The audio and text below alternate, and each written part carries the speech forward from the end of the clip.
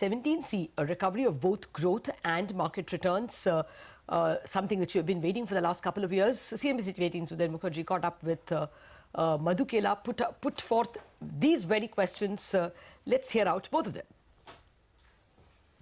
The next 1-2 quarters could still be a little tough from an economy perspective, but things must start to improve in the second half of this year, fundamentally for sure. And I think, whatever the impact of this is, maybe I think the worst is behind us as far as the impact of the demonetization is also concerned.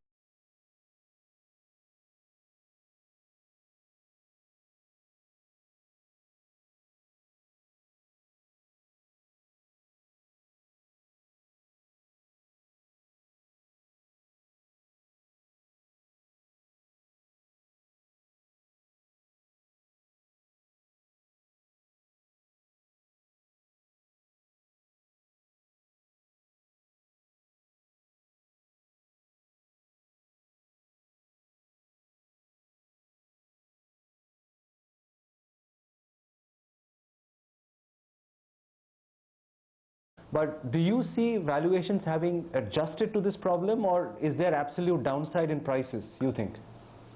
Yeah, I think valuations have corrected quite a bit, specifically in large cap companies, I would say, because, there has been a relentless foreign selling. In the last 3 months, they have sold 25,000 crore rupees. And most of the foreign selling comes in the large cap names, while domestic institutions have participated and bought the equal amount. But there has been a lot of selling through the year, and specifically more important in the last 3 months. So I see there is a lot of valuation comfort which has come in select names, definitely in the large cap arena.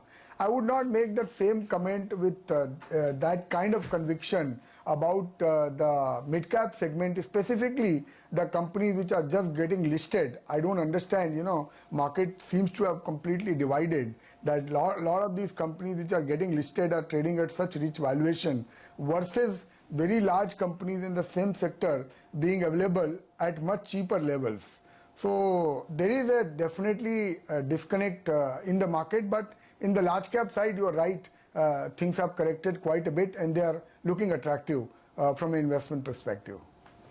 What's the sense you get, Madhu, when you talk to large domestic investors? I mean, HNIs, professional investors, even participants in Reliance Mutual Fund, if you happen to interact with them? Because the reason the market has not cracked completely is because of this domestic money that you spoke about.